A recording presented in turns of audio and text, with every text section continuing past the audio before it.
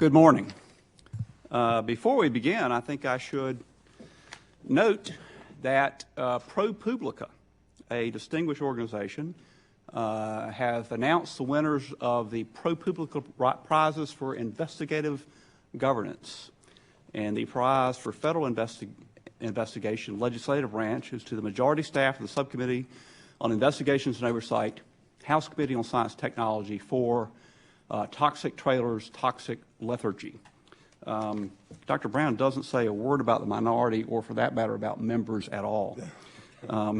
But on behalf of all the members of the committee, I want to congratulate our majority staff and say that if there's any small way that the members have been able to help you in your work, we are pleased to do it.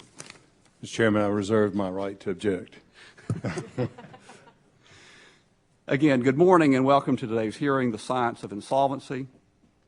Several committees have jurisdiction of economic issues, but economics is also the subject of significant federally funded research within this committee's jurisdiction.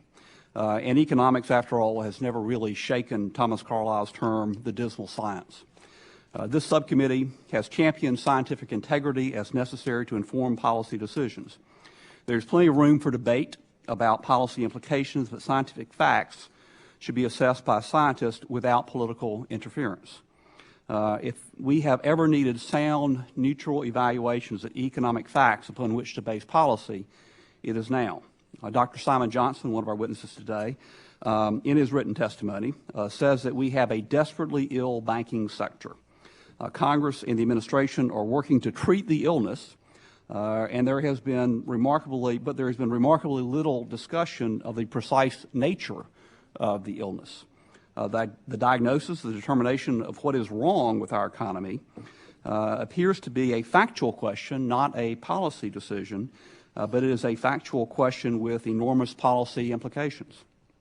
The factual premise of our policy to this point appears to be that our banks are facing a rough patch because many of their assets are illiquid, because there is no active market for those assets, and persnickety accounting rules make those banks appear to be on shaky ground, but the assets are really fine, and the banks are too. The determination or discovery of value appears to be the core competency of markets, and some who now argue that the markets are befuddled in valuing complex financial assets have for years genuflected when the word market was spoken. Others argue, I think including some of our witnesses today, that the markets are correctly valuing assets, and the problem is that the assets are simply not worth much, and that many of our banks are insolvent. Edward Yingling, the president of the American Bankers Association, told the New York Times that claims of technical insolvency at many of our banks was just speculation by people who have no specific knowledge of bank assets. It is true that banks' assets and liabilities are not public knowledge, but many credible economists are not persuaded when regulators peek into the black box of banks' assets and liabilities and declare that there is nothing to worry about.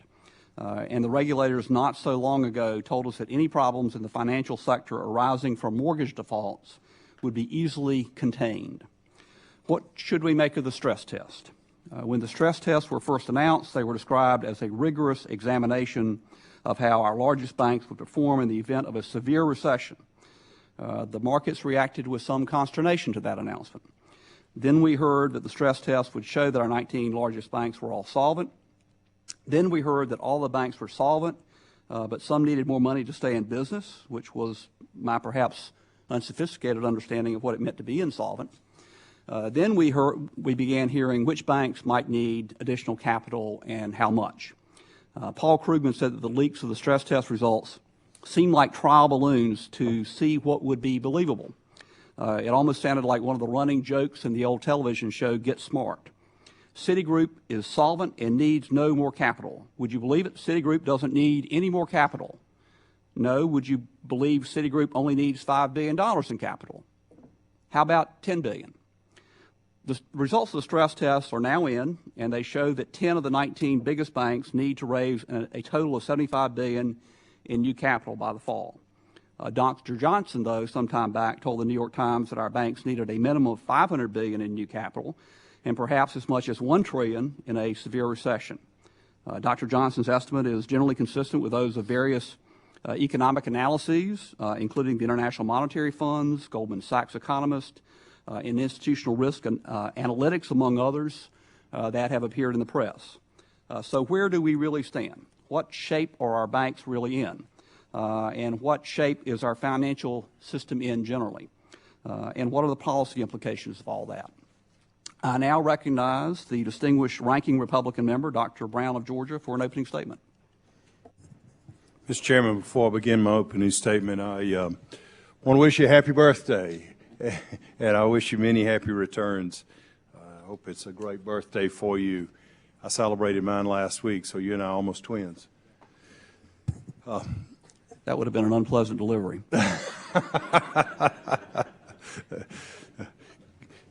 Gives a whole new definition to interstate commerce or something, I think. Thank you, Mr. Chairman. Let me welcome the witnesses here today and thank them for appearing. Today's hearing on the science of insolvency may seem like foreign territory for our committee. Terms like derivatives, credit default swaps, collateral debt obligations, and interest rate swaps aren't used in this room as much as propellant mass fraction, albedo effects, and teraflops. That being said, there are similarities. Over the last 30 years, Wall Street has increasingly leveraged mathematics, physics, and science to better inform their decisions. Even before the Black-Scholes model and the Gaussian copula function, well, those are big words for this Southern, I'll tell you, were developed to determine value and analyze and mitigate risk. Bankers and economists were looking for a silver bullet to help them beat the market. Despite the pursuit of a scientific panacea for financial decision, models are simply tools employed by decision makers and managers. They add another layer of insight, but are not crystal balls. Leveraging a position too heavily or assuming future solvency based on modeling data alone is hazardous, to say the least. This is a theme this committee has addressed several times in the past, whether it is in regard to climate change modeling, regulating chemical exposures, determining spacecraft survivability, predicting future bank solvency, or attempting to value complex financial instruments. Models are only as good as the data and assumptions that go into them. Ultimately, decisions have to be made based on a number of variables, which certainly include models involving science. But as a witness at a previous hearing stated, quote, "Science describes, it does not prescribe," unquote. This committee struggles with the complexities of modeling, risk assessment, and risk management regarding physical sciences. Attempting to adapt these concepts to finance is even more complex. As AEI resident fellow Alex Pollock recently wrote, I quote, "The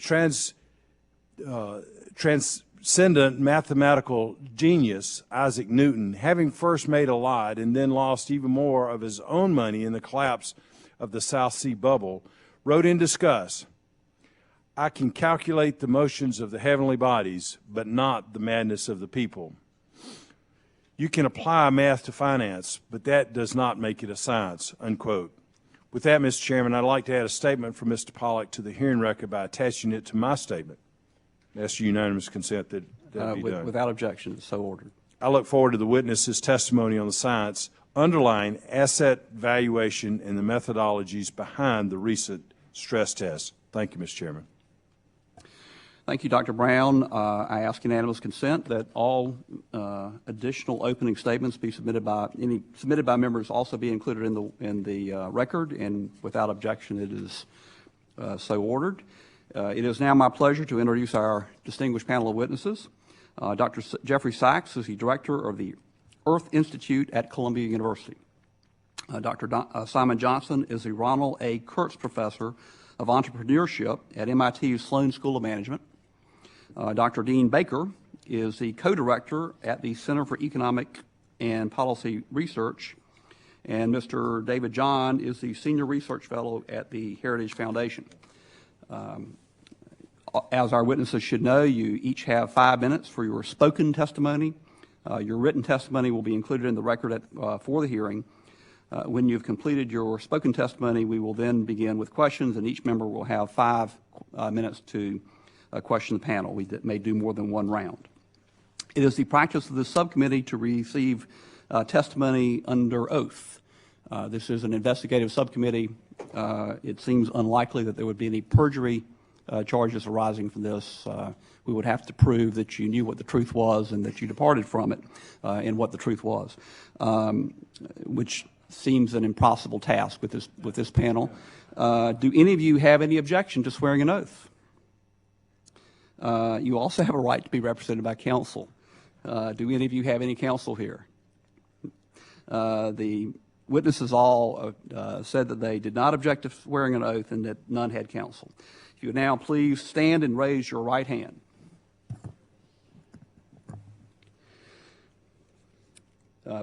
Please stand. Yes. Do you swear to tell the truth and nothing but the truth?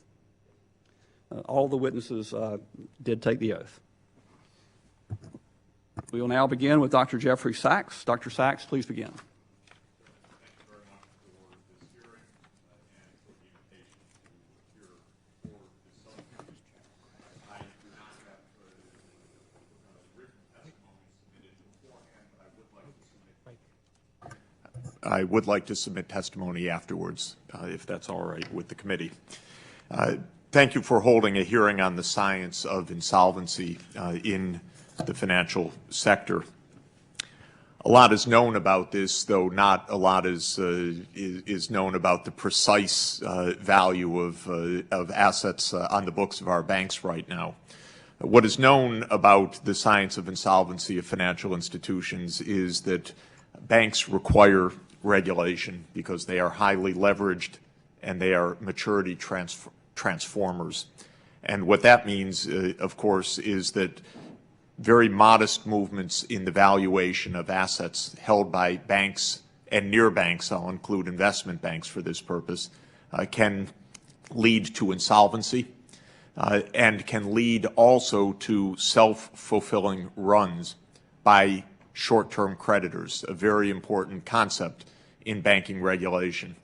When bank assets become impaired, it may turn out that quite rationally short-term creditors panic and withdraw their credits to these institutions. This can be depositors or purchasers of money market instruments such as commercial paper.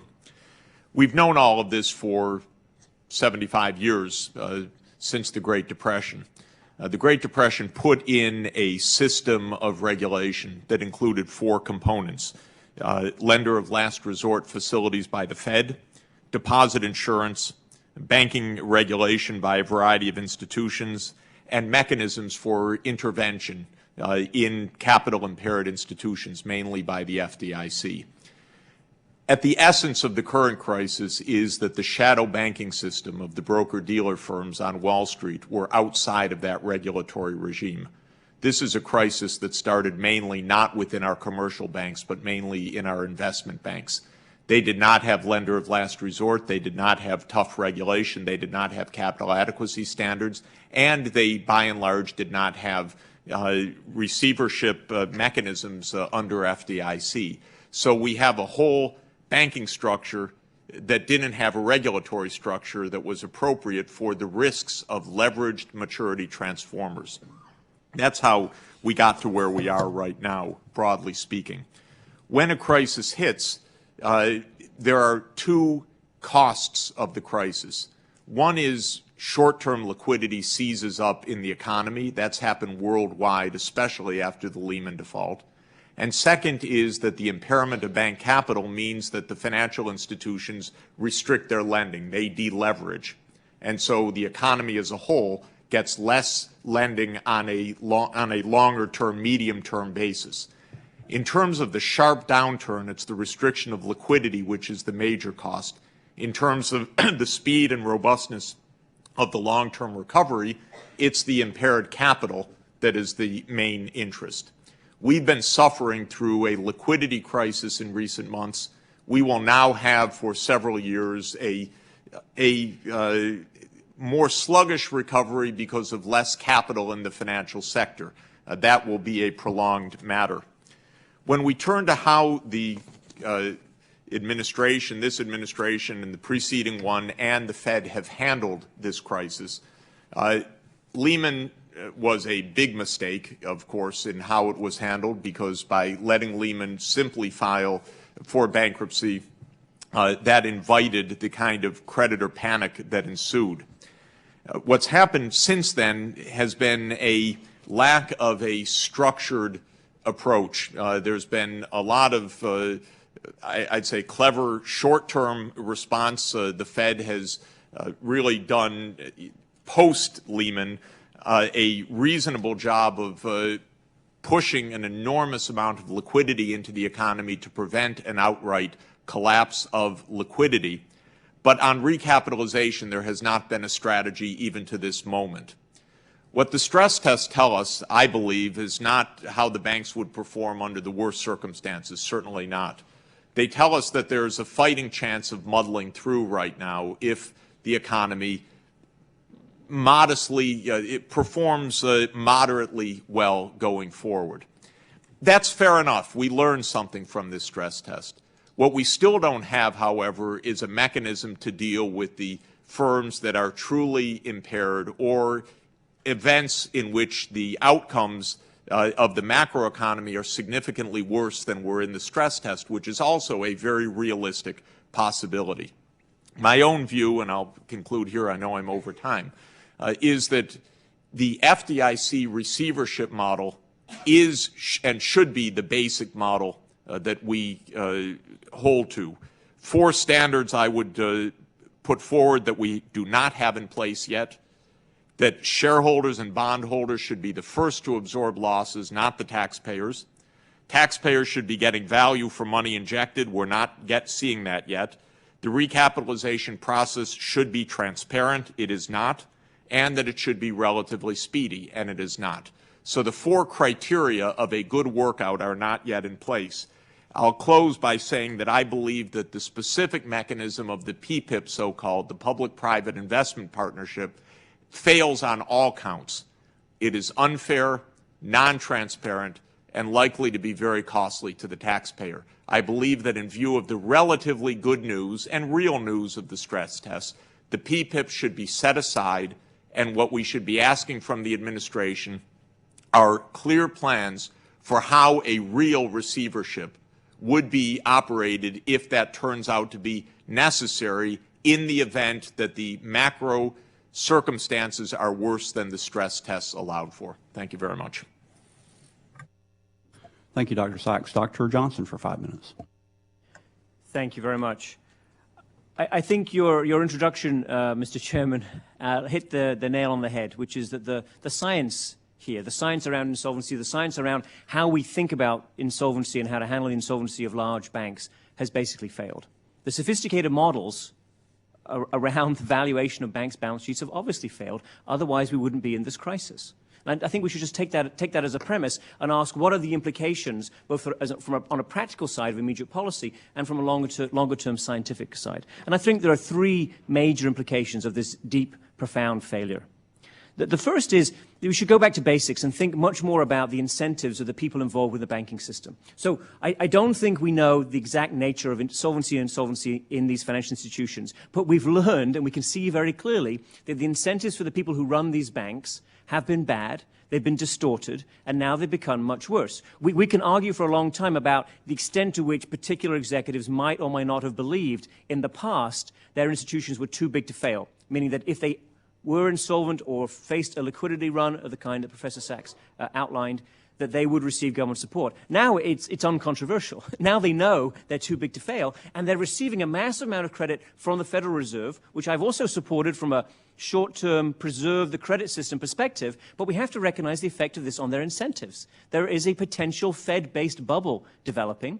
The executives of these banks have learned that they can take massive amounts of risk, now it's with other people's money, and they will not face the consequences of these actions. So there's a deep distortion behind all of the problems that got us into this. The confusion, the noise of the past 6 months has made it much easier to take or to tunnel wealth and property and cash out of these banks, and going forward, the prospect is extremely bleak on that basis. The second point is, in terms of how you handle any kind of banking situation that enters into the kind of crisis that, again, Professor Sachs nicely outlined. The rule of it's always the case in all countries. You have this kind of confusion about who's solvent and who's not. The basic heuristic procedure, as used by the International Monetary Fund, where I used to work as chief economist, and as endorsed and pushed by the U.S. Treasury, directly and through the IMF in all other country situations that I've ever been aware of, is try and do a systematic, tough stress test, where the emphasis is on the tough, and the emphasis is on looking at what would happen in a severe recession and recapitalizing on that basis. Now, it's true, you may be able to muddle through without doing that, and what the government is doing is clearly a forbearance muddling through strategy. But your banking system will be short of capital, and there is no way that that either helps you get a robust recovery going or gives you the right kind of incentives. If anything, the evidence suggests, and the savings and loans in the 1980s in the United States is always held up as the best example of this, you get even more strange, distorted, perverted incentives on the part of bank executives. So they take excessive risk, they gamble for resurrection, for example, or other kinds of perverse pathologies develop in terms of bank executive behavior.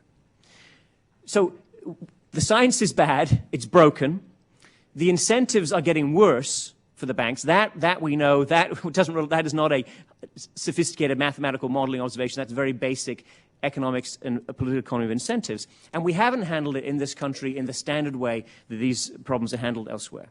The third point, the final point I would emphasize is about consumers. Now, you may or may not like the idea of consumer protection around financial products. It's not been a standard in this country, and other countries have addressed protection of consumers and the regulation of financial markets to only a very limited degree in this sense. Protecting consumers vis-a-vis financial products in the same way they're protected with regard to automobiles or baby cribs or potential lead paint on the toys that their children buy.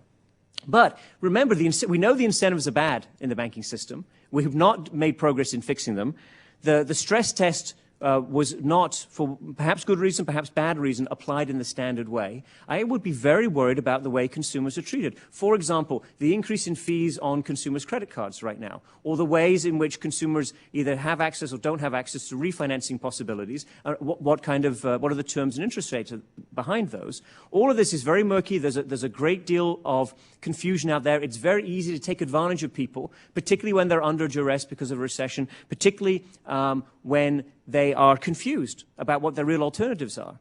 And I think that consumers need to have this kind of protection. I think it's long overdue, and particularly in recognition of the deeper failings of science in and around banking system, and the fact that mathematical models are honestly never going to really give you the kind of assurance that the banking system is going to be well run. I think protecting the consumers is basic, it's fundamental, it's absolutely essential at this point. Thank you very much.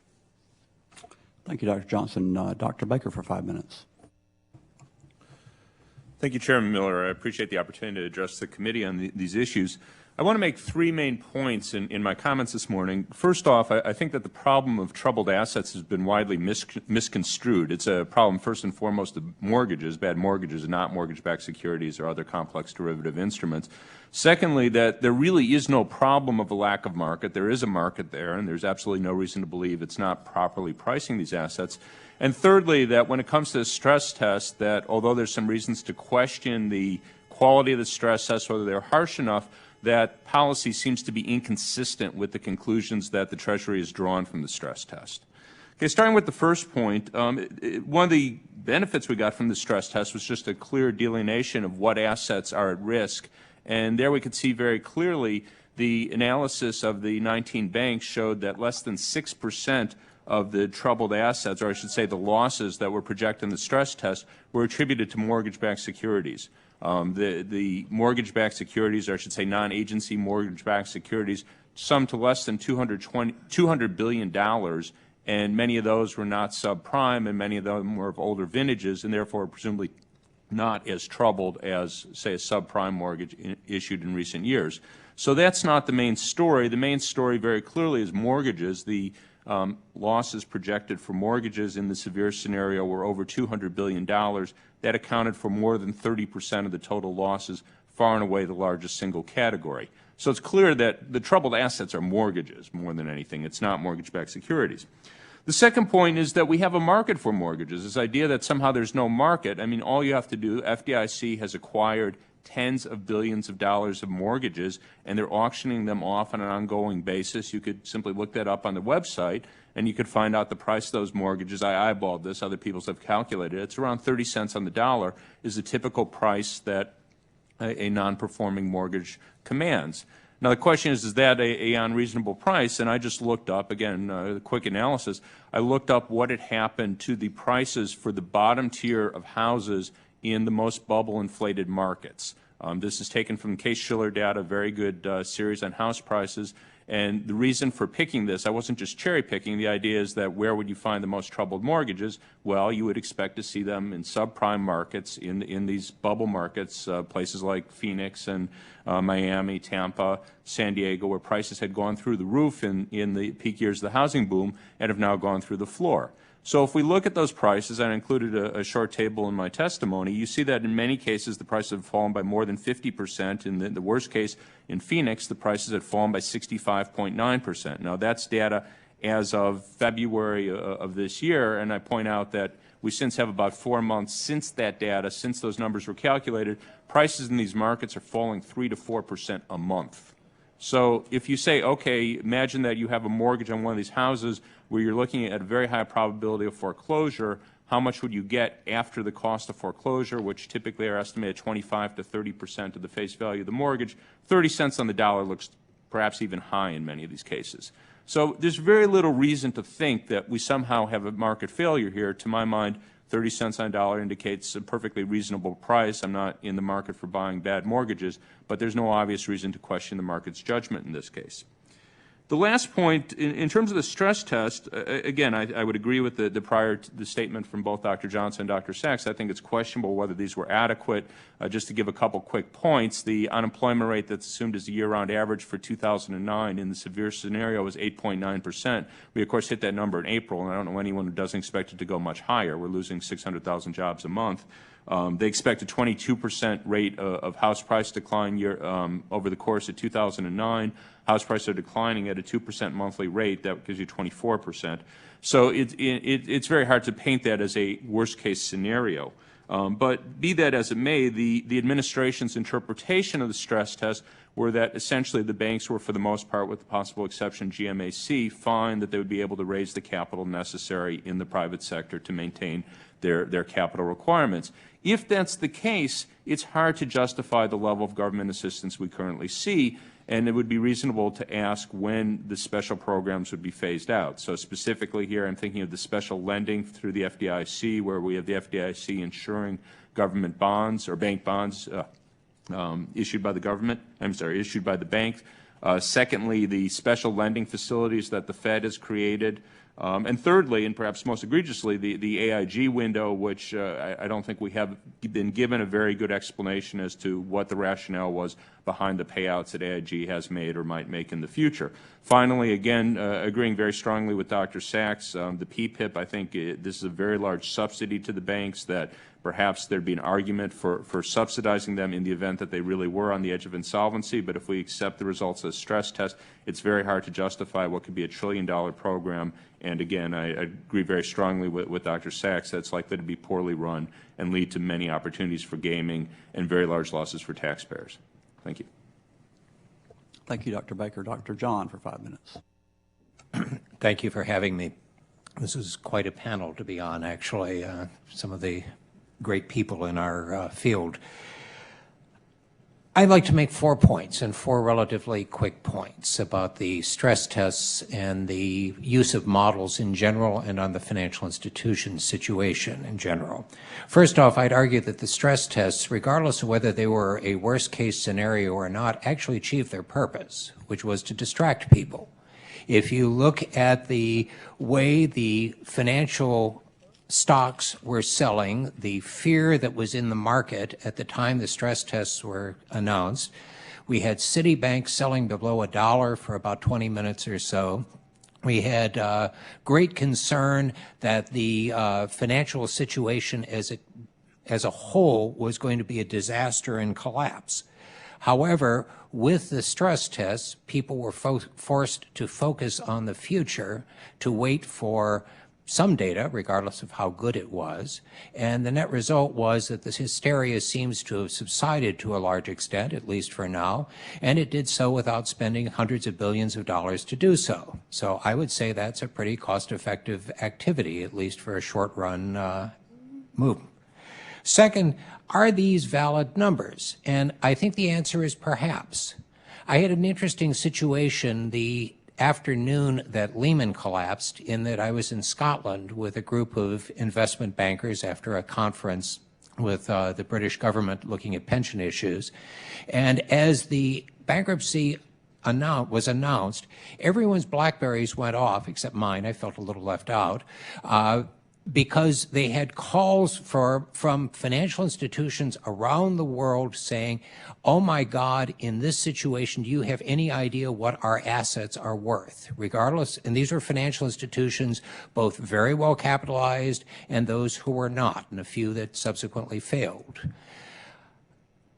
We have made a great deal in finance and various other of the social sciences in the last several years of assuming that we can put everything together in a formula and that this will give us an accurate price or an accurate prediction, etc. Unfortunately, reality doesn't always understand the formula and sometimes does things slightly differently. The net result being that the old computer term of garbage in, garbage out actually does apply in most financial activities. And we have to recognize that the stress tests are educated guesses. Now, they're educated guesses that may not be worst-case scenarios, as I thoroughly believe that they are not. But in this situation, they're reasonable case scenarios. And as a result, they serve a purpose. The one thing we do know, which we didn't know in January, was that the top 19 financial institutions are not going to collapse into a heap of rubble sometime in the next 15 or 20 minutes or so. It may well be that they do so sometime as the recession deepens, but at least we've got enough information to keep people calm for the moment. Does this mean that the banking crisis is over? Absolutely not. As the recession continues and deepens, we will continue to see new problems with asset classes. One of the ones that was noted very heavily in the stress test was problems that are developing in the credit card portfolios. Today's Wall Street Journal looks at local banks and points out that it's mostly smaller banks that do commercial real estate construction loans, which are now about to hit a fairly serious situation. Commercial real estate is about 5% of GDP, as is residential real estate. So this could be fairly serious. But going forward, we have learned a few things, and we've got some definite things to put into place. We've discussed earlier the need for a resolution process. A resolution process is crucial, but it's also crucial to remember that not everything is too big to fail. The top 19 banks were chosen basically because they had over $100 billion in assets. There was no real science there. It is a complete mistake to assume that all of these top 19 banks are too big to fail or should all remain in business. And as we've already seen in the takedown of Washington Mutual and the sale, rather comedic sale of Wachovia, larger banks can be dealt with. There are a few out there that are too big to fail. Last but not least, there is an interesting question of if we're going to deal with a systemic regulator, what that systemic regulator is supposed to do. I've seen lots of discussion about how to structure one, but very little as to how it's actually going to work. And one of the problems that we run into is that in case after case after case, the problem originates in the unregulated section. And these are unregulated sections that may not have existed 6 months or 6 years before. So we're in a position right now where the good news is that we aren't in imminent disaster. The bad news is that we have a lot of work to do to make sure that this type of situation doesn't reoccur. Thank you. Thank you. I think Mr. Brown, Dr. Brown, has gone for votes in another committee that he serves on, but we'll be back shortly. I now recognize myself for 5 minutes of questioning. Dr. John, how you describe the stress test is not really that dissimilar to how others have described it, including those who helped design it. Chairman Bernanke analogized it in a hearing in the Financial Services Committee to the bank holiday in the New Deal as perhaps not really being that rigorous a test, but building confidence. And several of you have used the term run. In the 1930s, before there was, in the Great Depression, before there was deposit insurance, the run was by depositors to get their money out before the bank went under. With deposit insurance, which is now $250,000, and surely everyone knows that, whatever else becomes of the banks, it's not going to be the case that their deposits are not made whole, however much. I mean, whatever liabilities or whatever unsecured creditors or bondholders, for instance, might get, certainly depositors are going to get their money back. Whose confidence are we worried about in these stress tests? Are we worried about the investors we're trying to attract, the banks? Are we worried about the public at large? Are we really worried about depositors?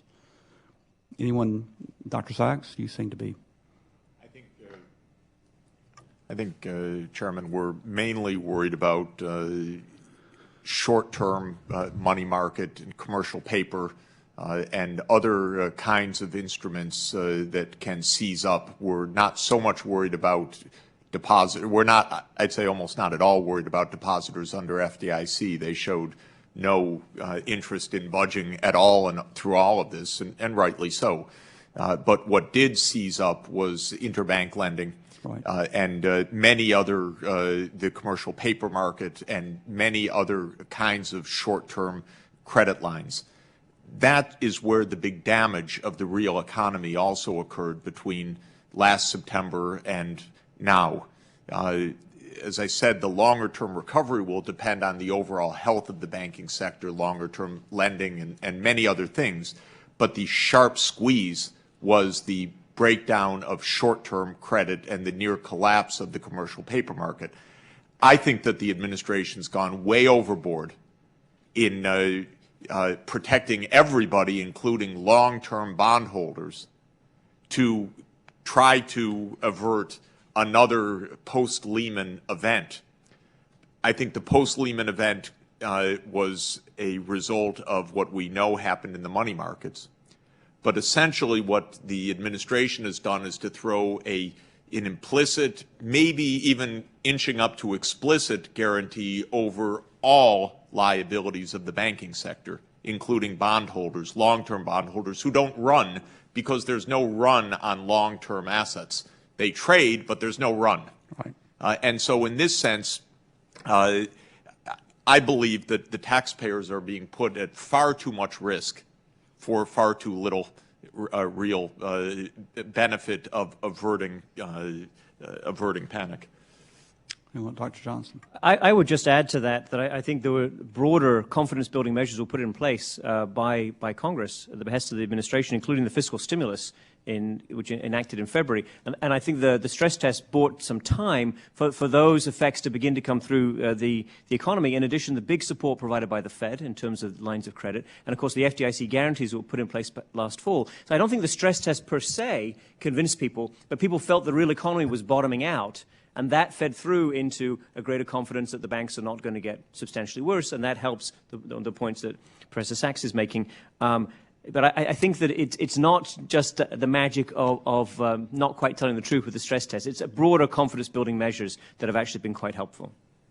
If I could just very quickly comment, I do worry a little bit about the magic of not quite telling the truth. And again, getting to Dr. John's comments, I do worry that we might have persuaded a lot of investors to perhaps throw their money away on bonds or stocks issued by the major banks, in part as a result of the stress test.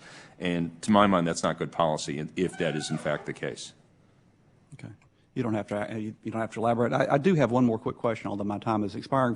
For Dr. Baker, your description of the problem being in mortgages is very different from what we have heard, that we've heard that the great majority of mortgages, particularly the problem mortgages, were sliced and diced, is usually the term you hear, that they were put into pools and then divided into tranches, and then there were security bonds sold on the tranches, and that it was high-nigh impossible to put a mortgage back together.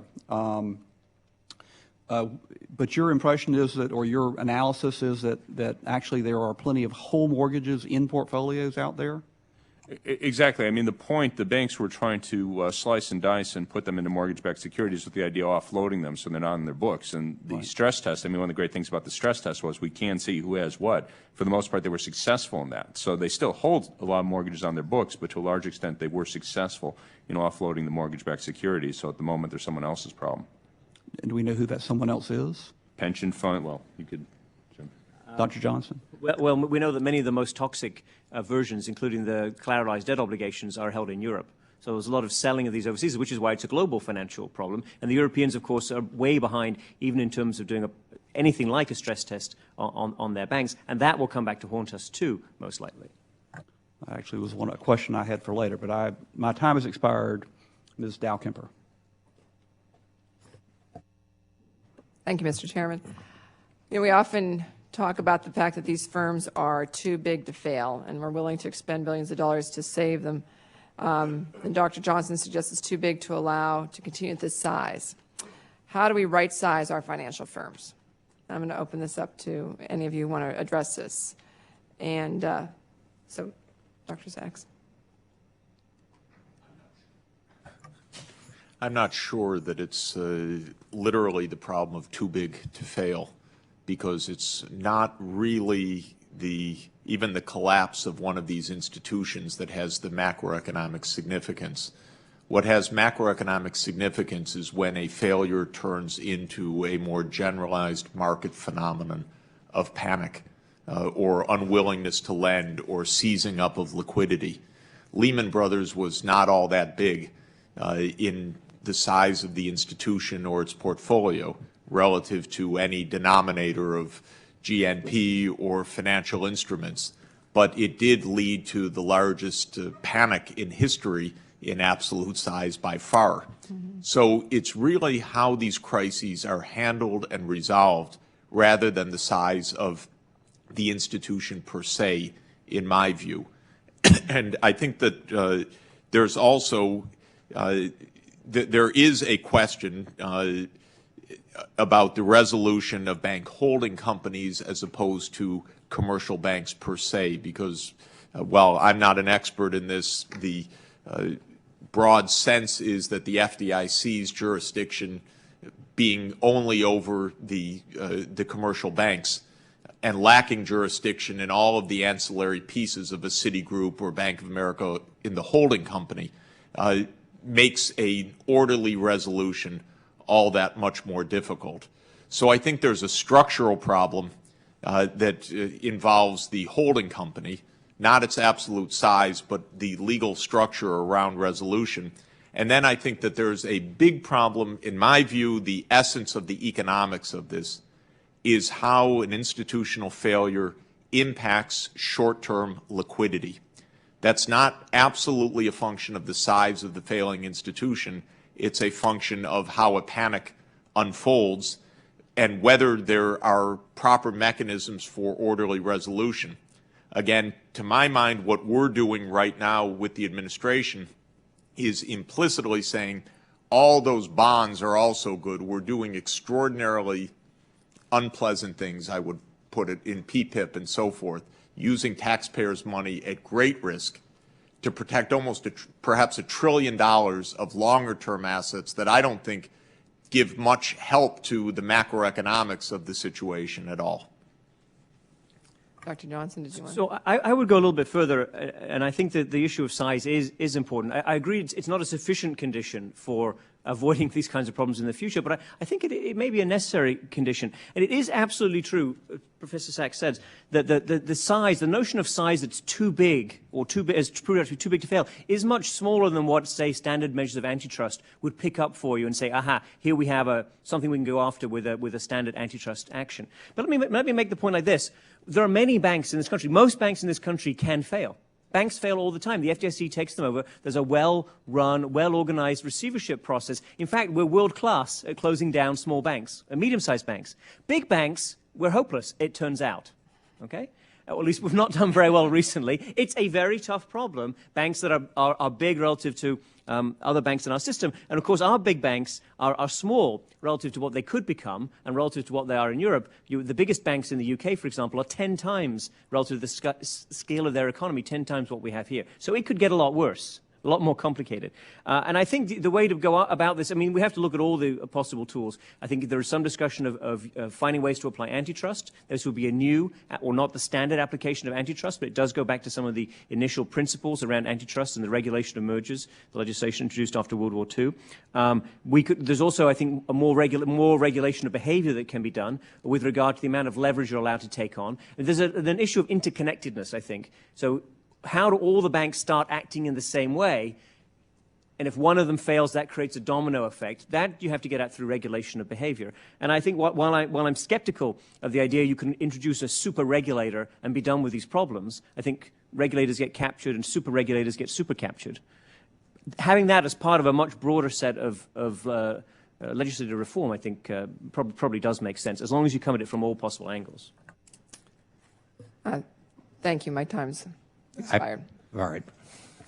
Dr. John, you can just be wanna, indulgent. Yeah. Okay, thank you. I appreciate it. Let me just add one quick thing, because I happen to agree with most of what was said here. I think size is not necessarily the matter. Interconnectedness is a matter. We have to look at what happens to overseas subsidiaries, because while we all know pretty much what the U.S. bankruptcy code allows and what it how things are dealt with, we don't necessarily find the same kind of treatment to overseas subsidiaries. That was why at the point that Lehman closed, when the New York office was continuing to some extent, the London office was filled with pictures of people carrying out their possessions. That's going to be a serious problem. And I think we can't emphasize too much the need to deal with the holding company. If Doug Elliott at Brookings did an examination of what would happen at Citibank, and the only way, assuming at the time that Citibank was about to die, the only way you could deal with Citibank essentially was to buy it from the shareholders, basically have the taxpayers buy a failed institution at a premium so that it could be resolved. Because the U.S. law at this point does very well deal with bank subsidiaries, but most of the interesting activities of financial institution actually occurs at the holding company level. Thank you, Mr. Chairman. Thank you, Ms. Dalkemper. Mr. Davis for 5 minutes. I want to thank Chairman and Ranking Member for holding the hearing today to discuss the solvency of U.S. financial institutions, given the complexity of the global financial marketplace. As we are currently on the heels of receiving the results of the Federal Reserve stress test of the 19 largest U.S.-owned banks, I think now is a good time, as any, to bring up solvency for financial institutions, how solvency is determined, and what it says about the state of the financial sector. As we heard earlier this month, according to Secretary Gettner's assessment of the test, these 19 banks are basically healthy, financially sound institutions. And so I have to ask, how many more taxpayer dollars will go towards subsidizing these healthy banks? This may surprise you, but from the very beginning, I opposed Wall Street's big bank bailout that Congress and the administration proposed, because I am fundamentally against rewarding those who contribute so heavily to our economic crisis, those who put their own greed ahead of the financial and economic health of our entire nation. I want to thank you all for being here. I've got a couple of questions that you could probably answer very briefly, and you have some already in most of your testimony. Do you think the stress test provided an accurate picture of the financial health of our top 19 banks, either of you? I would say that I think it was an overly optimistic picture. As I say, I think the adverse scenario is an optimistic scenario at this point. Just to give you one example of the loss ratios, they assumed in the adverse scenario that we would have 18 to 20% losses in credit cards over the 2-year period. We're already at a 15% loss ratio in the first quarter, and the unemployment rate's rising considerably. And if you just think about that dynamic through time, as people are unemployed for a longer period of time, they go through their resources, they exhaust their unemployment benefits. It's inconceivable that the loss ratio on credit cards is not going to rise considerably from current levels, and almost certainly far above the levels assumed in the stress tests. Anyone else? I agree with Dr. Baker. The stress test is supposed to show you the stress scenario, not right now, situation today, what could happen. Do you need more capital if the recession turns out to be prolonged and severe? And it didn't do that. Dr. Baker illustrated why. It is, I think there's general professional concurrence that this was not a worst case scenario. It was a moderate case scenario, even a mildly optimistic case scenario. Things could get worse. And that's why it's important for the government to prepare for that eventuality without putting the taxpayer unduly on the line. It may not happen that the worst occurs, but it could happen. It's not ruled out by the stress tests. Well, the only thing I would add is that the one other value to the stress test was because we had data on individual banks, it starts to allow us to divide out which banks are able to survive and which banks are likely to run into severe trouble if the situation gets much worse. I've always had difficulty looking at investment bankers who knowingly invested in higher risk investments to reap higher profits, higher returns. And then we've asked the taxpayers to bail some of those folks out. That's just been a problem I've had been able to arrive at. And I guess, could you give me some criteria that you think ought to be used for an accurate assessment of these banks? Any of you? What criteria would you have used? Well, I mean, I think the basic modeling of the stress test is okay. They just need a worse scenario. I mean, so, for example, as mentioned, the unemployment rates, they assumed 8.9% this year, 10.3% average for next year. If I were to say what's sort of the worst case scenario I could imagine, it would probably be about 9.3, 9.4 for 2009 and probably 11, 11.5 for 2010.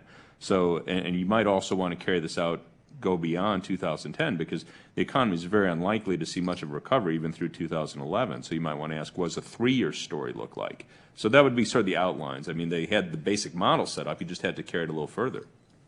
I think if you want to take a macroeconomic benchmark, you could use the downside scenario that the IMF has, for example. This is available to all member governments. I understand the idea of getting input from the IMF, from my personal experience, is not exactly welcomed by the U.S. Treasury. Nevertheless, it's a very sensible global macroeconomic picture. It takes care of the interactions across countries. I think from everything I know about it, so I'm not on the inside right now, it would come out exactly or pretty much where Dr. Baker just said.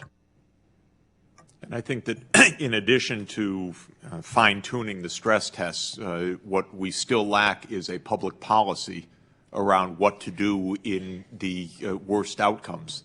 That clearly does not exist right now. There's a tremendous amount of improvisation, but there's not a public policy.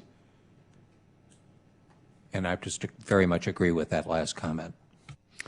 Thanks. I yield back my time, which there's none left. Thank you. Mr. Wilson is next. Thank you. Thank you, Chairman Miller. Good morning, gentlemen. Thank you for coming in this morning. Forgive me, I may have had to go in and out. Sometimes we have 2 different meetings going on at one time, and so if I am redundant and ask a question that's already been asked, please work with me on that. I start with Dr. Sachs. You say that the chances of an economic situation worse than the bad case in the stress test at an 1 and 3. Where would we look for an early indication that things are turning worse? It's clear that the demand side of our economy is going to drive either the speed of the recovery or a second dip into accelerated decline. And so month to month, we're looking at household spending, at consumer confidence, at housing starts, and the news is still quite mixed. And with certainly a possibility of either a very flat, prolonged period, which would mean rising joblessness without growth, or even the possibility of a continued downturn. I think the ground is not solid beneath our feet just at the moment, and the macroeconomic scenarios have a pretty wide dispersion of possible outcomes. Dr. Johnson, comment?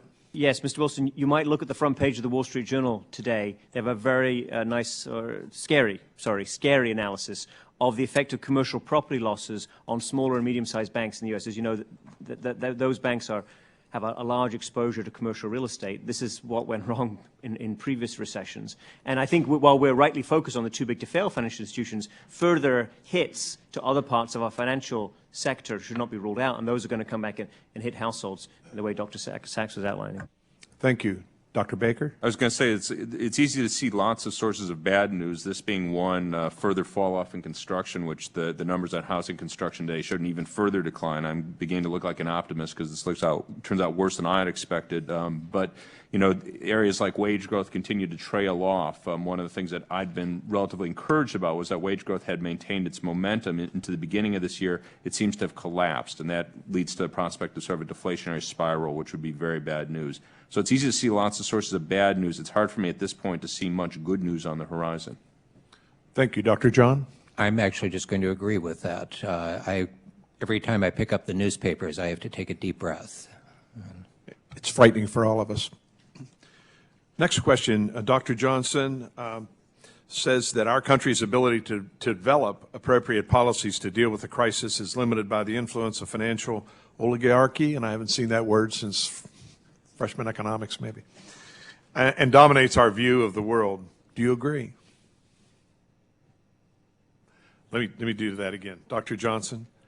Yes, that is an accurate statement of my view. I think particularly there's a culture and a set of beliefs that are developed in Washington vis-a-vis the importance of Wall Street, the importance of big banks, that's really in the way right now. That being said, what should we do about it? Well, I think you have to, this is one reason I think you need to take on these big banks. You have to challenge them, and you have to, where appropriate and where possible, down the road, find ways to intervene them, find ways to take them over. And if you really decide that the outcome of this, all the regulatory hearings you're going to have over the next 6 months, that they're ultimately still too big to take over and close down, then you have to make them you have to find ways to make them much smaller. The economic power makes them politically powerful, and that then feeds back into deregulation and more ways to make money and more ways to take on risks that isn't appropriately controlled by them or by anybody else. So if I'm understanding you correctly, it becomes a vicious circle then. That is what we've seen over the past 25, 30 years, yes. Okay, thank you. Dr. Baker, do you see that any differently? No, I see it very much the same way. And just to raise a concrete point where I think was at issue, I think given the depth of the current crisis, and I'm sure Dr. John will disagree on this one, but I think one of the immediate outcomes here, of course, is the millions of people facing the loss of their home, and the fact that Congress to this point hasn't passed some form of relief, for example, temporarily changing the bankruptcy law. Again, that raises an issue for me as to whether Congress is responding to the power of the banks. Well, and I would just say I do disagree on the bankruptcy law situation. I've written against that. But I think that one of the problems that we're facing here is that all of the supposed responses are coming from conventional wisdom. And the conventional wisdom was how we got into this situation. And it's going to be a matter of looking a little bit larger, looking at some fairly different alternatives. I have great concerns, as I mentioned, with the idea of a systemic regulator. I don't know how it's going to operate. I don't think it can operate. I think we're setting ourselves up for a fall in that situation. I think that's true, actually, of most of the other solutions that have been made at this point. Thank you, Dr. John. And gentlemen, thank you. I'll yield back the balance of my time. Congressman, may I add a comment to your? Certainly. Thank you. I think we have one glaring problem, which is that almost all of the decision makers in this issue are tightly tied to Wall Street. And so there is almost no political scrutiny that's in terms of the actual policy preparation outside of the immediately concerned sector. And the revolving door phenomenon is so powerful here that one is led to have very grave concerns. There's an article in the Wall Street Journal today about the role of BlackRock in every single function, advising, pricing, buying. And that's just an example of what is underway right now, where many of us feel that hundreds of billions of dollars of taxpayer money are being put at risk without proper balance and scrutiny.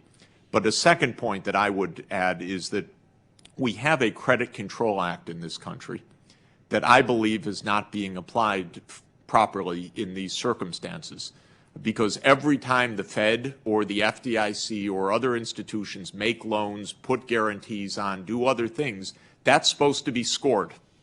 And when the FDIC says that its participation in PPIP doesn't really raise any risks, that, in my view, paraphrasing, does not rise to scientific scrutiny. In other words, when taxpayer money is put at risk in these bailouts, we have a legal framework, I believe, if I understand it correctly, that absolutely needs to be invoked to say, what are the risks? What are the probabilities? How much money could be lost? What happens when we guarantee $306 billion of Citibank? What happens when we put a leverage to allow private buyers to perhaps overpay for toxic assets? Under our law, that has to be that has to be quantified in terms of taxpayer risk. I don't see that being done right now. Thank you, Doctor. I apologize, Mr. Chairman, for going over time. That's all right. It was Dr. Sachs as much as you. I don't think I have ever heard taking our largest banks into receivership and selling them off in bits and pieces as the conventional wisdom before. Dr. Brown, for 5 minutes. Welcome back. I trust that you did not prevail in any of your recorded votes in the other committee. Actually, I was at Homeland Security, and we had a unanimous vote about a resolution of inquiry. So it was something that I need to be at, and I apologize for having to leave, and I apologize to the panel for having to leave. But to begin with, I want to say, Dr. Sachs, I'm extremely disappointed in your not providing written testimony, because you make it extremely difficult for us as a Congress to do our job. I had the right to object to seating you. I did not do that. But your failure to give us written testimony prior to your testimony here makes it extremely difficult for all of us. And I hope this will never happen again if you ever come back to Congress, not only this committee, but any others, because it's very disconcerting for me and very disappointing to me for that. Dr. John, or Ms. John, in your testimony you mentioned that failure must be an option for financial firms if the market is to work. Is there any way to avoid a massive failure in a market-based system, and are there some regulations or reforms that would cause the market to operate with fewer peaks and valleys? Well, not really. I mean, when it comes down to it, every system of regulation is going to attempt to keep things calm and quiet, but the fact is that the market innovates, and if it doesn't innovate in New York, it's going to innovate in London or Hong Kong or somewhere along that line, or it may innovate in Greenwich, Connecticut, as in the term of long-term capital markets, or something along that line. The only way that the financial markets can be completely stabilized is if you basically try to turn them into a form of utility offering only a set type of product to a select group of constituents and customers, et cetera, knowing full well that something else is going to burst outside and offer something that's even better. Consumers are not well served with that area. If you look at interest on checking accounts, that didn't occur in banking, it occurred in the credit union industry sometime around 1979, 1980 or so. So no, I don't think that there is. The fact is that because of the speed of innovation in the marketplace, regulators are always going to be fighting the last war and attempting to create the Maginot Line. and that's fine. And what worries me about this is not that we shouldn't try, but that there is going to be a level of expected success which is then going to be disappointed. We've seen this time after time after time. Well, thank you, Dr. John. The point I'm trying to make here is that normal marketplace does have peaks and valleys. Constantly. And I think that the peak that we had in the housing market, which brought down the economy, was created by government regulation, over-regulation, in my opinion, particularly with the Community Reinvestment Act from Carter and then reauthorized under Clinton, and then with Freddie and Fannie doing what they were doing, and then Acorn acting as thugs to threaten banks, is what created this problem. And I believe the marketplace is the best way to solve this problem and everything else, and not through government regulation or government intervention. So I appreciate that answer.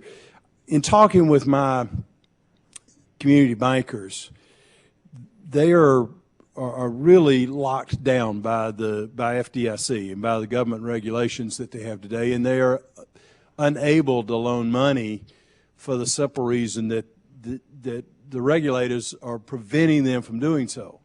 I'd like to hear from any of the four of you, or all four, what can we do to start the cash flow in our local banks so that we can start developing a stronger economy, because what we're doing right now today is not working.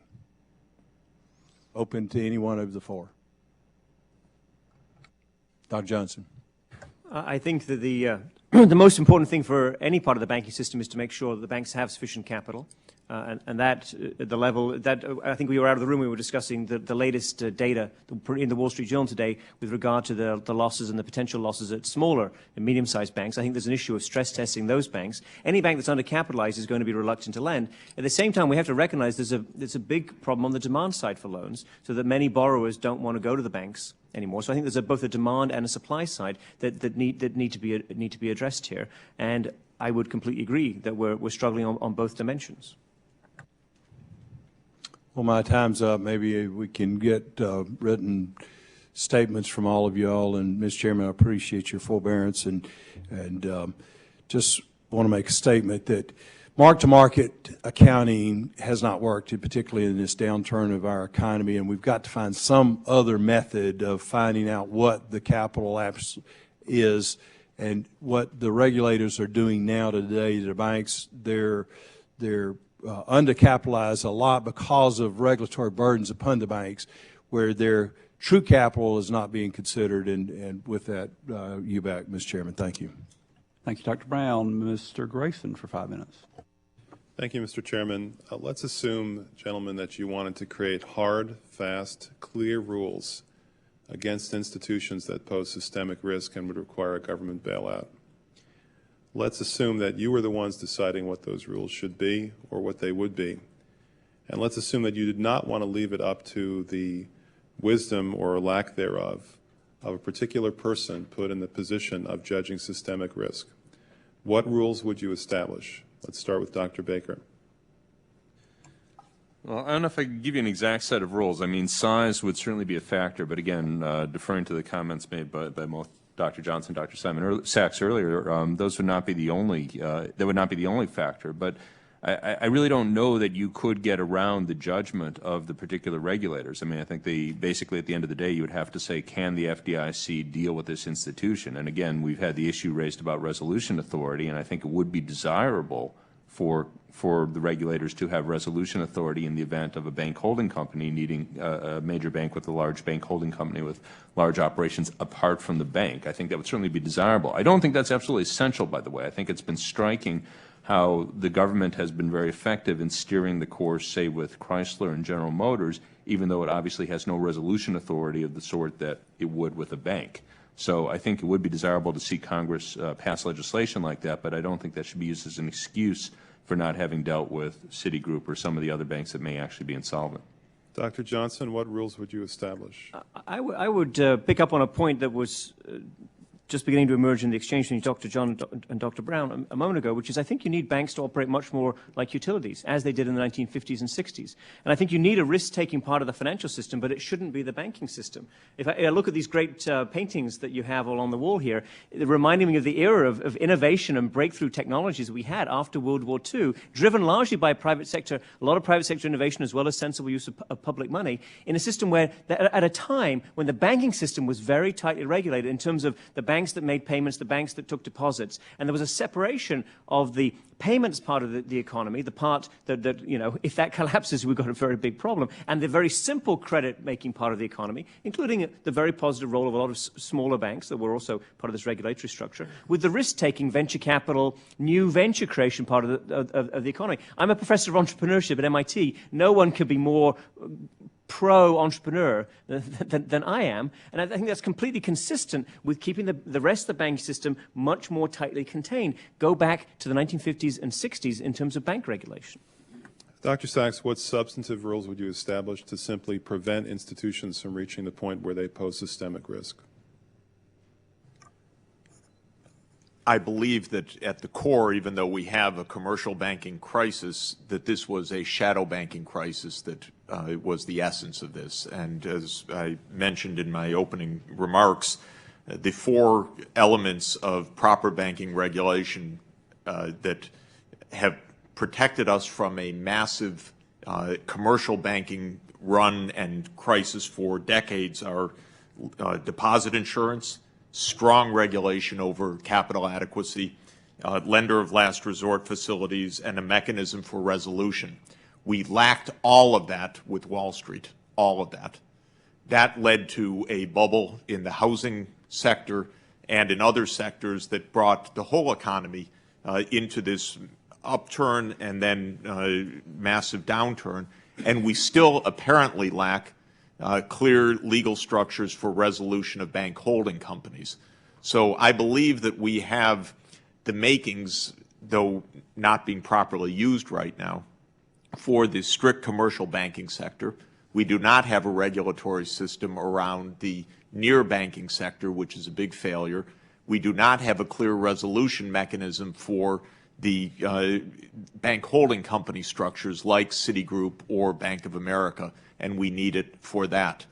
I do not believe personally that if we need to intervene in Bank of America or Citigroup, if that turns out to be the outcome, that that's going to be a calamity per se. I think we have structures that can do that with respect to the commercial bank components of those even big institutions. I don't regard that as beyond what we have. I think we're throwing a lot of arbitrary things into this situation right now, in a way out of reaction to a panic that was set off by mistakes in the shadow banking sector last fall with the failure of Lehman. Dr. Baker, how do you know when an institution is too big to fail? Well, again, thank you. That will inevitably be a judgment call, but I mean, basically the question here, it's... Is that inevitable? Is it really inevitable that it's a judgment call? Well, let me put it this way. The judgment call we had the opportunity to see back in the fall when Treasury Secretary Paulson and Federal Reserve Board Chair Bernanke and Timothy Geithner at the New York Fed made the decision that Lehman Brothers was not too big to fail, and that ended up being, I think, wrong, at least in the sense that they needed to have some sort of orderly process, orderly resolution, which clearly was not put in place. Could you have known in advance? Perhaps, but clearly they made a very big mistake. So I'm a little, I certainly have been very critical of all three of those gentlemen, but, you know, I do respect their intelligence and say, you know, I think they had much more data than I did, and they still made a very big mistake. So I don't think you could have a simple formula that will always tell you that, you know, this bank is too big to fail or this bank is not. You should wargame it. One of the things that regulators don't do enough, and the International Monetary Fund does a little bit, but also not enough, is play out scenarios where you have, you know, massive shocks of the kind that, you know, are not in your briefing memos, but this is really what happens in the actual world. And you should see what happened. If you should go through exactly how you're going to deal with particular banks failing, and if you feel you can't intervene under certain circumstances in a particular bank because it's too scary, that bank's too big to fail. Thank you, Mr. Chairman. This has been an excellent hearing from my perspective, and I really am glad that we conducted it. Thank you, Mr. Graveson. Mr. Bilbray for 5 minutes. Yes, Mr. Chairman, I appreciate it. Mr. John, one of the big concerns I had was when we watched this is it seemed like instead of following the Swiss model, we might have been following the Japanese model, which I think history says strung out the difficulties for over a decade. In your testimony, you mentioned failure must be an option in financial firms. Is there any way to avoid the massive failure that some people were projecting in a market-based system? And are there some of the reforms that are possible to keep the valleys from being too deep and the peaks from being too high? I think you meant Swedish model. Yeah, Swedish, I'm sorry. Swedish, yeah. I don't know that there is a way to avoid them necessarily. I mean, if I were going to answer the previous gentleman's questions about how do you set up something along that line, the simple fact is the 1950s are over and they're not going to come back. We could hypothetically set up a series of check cashing agencies and consumer lending agencies, and I think we have them, and I think they're called credit unions at this point. But that's not realistic for finance at this point in time, and it's certainly not realistic for high finance. 243 banking was the joke many years ago where you took in money at 2%, you loaned it out at 4%, and at 3 o'clock you were on the golf course. But that's not reality anymore, and it's not going to be.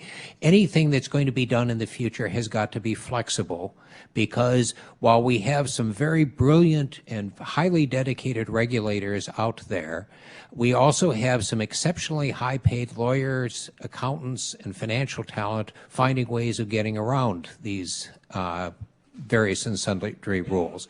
I'd say they have to be very, very flexible, and I think we have to expect that there's going to be a failure, meaning that whatever regulations are put out there are probably not going to work in the long run and need to be re-examined regularly.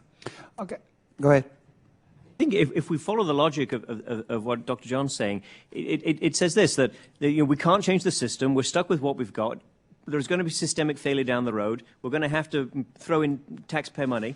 We're going to go, according to the CBO, we're going to go from around 40% debt to GDP to at least 60%. I think realistically, we're going to go closer to 80% of GDP. Now that says that's 40 percentage point increase in debt to GDP from one, pretty substantial financial crisis. If we have another one, if we have one every 10 years, we'll bankrupt the country. There's an issue of solvency of the nation here, and while the changes may be difficult, I completely accept that. I recognize fully that the political power of Wall Street, for example, and the technical issues involved. How many financial crises can we afford to have in the next 20 years? Mr. Johnson, my concern is one thing that's not talked about enough, is that the housing crisis was not the crisis. It was a symptom of a deeper problem.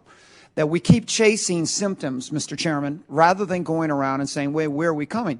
And Mr. Baker, I'll give you a chance to address this too, but one of the things that government oversight that Greenspan brought up was that the dirty little secret of trying to operate a healthy economy where energy is costing more than labor was not sustainable. And the fact is that one thing we didn't see, this bubble in the housing market, wasn't just loans given out, but why were loans given out is because so much of our dollars were going overseas in the form of petrodollars being exported. And when you were in those countries that were receiving so much petrodollars from all over the world, where's the one place you put a lot of assets that you knew was secure, or at least you assumed was secure, was going back and buying paper in American real estate. And as Greenspan pointed out, there was a bubble that they knew the bubble was there but didn't know how inflated it was. And the fact is that so much of this was a byproduct of the fact that we still, in 30, 40 years, have not addressed the energy issue, and in fact created an artificial bubble in the market that ended up now being targeted as the problem rather than a symptom of the problem.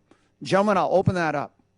I think we could argue over what was symptom, what was caused, but in any case, I think I was able to come up with a fairly precise measure of the bubble. I'd put around $8 trillion, just looking at the long-term trend in house prices, and it was guaranteed that when that burst, that would lead to a very, very severe downturn. And basically, I think it was an inexcusable failure on the part of the Fed to have failed to attack that bubble. So, I mean, I think to my mind a little bit, we're looking at a lot of issues here. How could you have perfect regulation? And we certainly want to improve the quality of our regulation. But we had a colossal failure from an institution that had the authority, had the ability to crack down on that bubble, and basically was incredibly negligent. Ms. Johnson.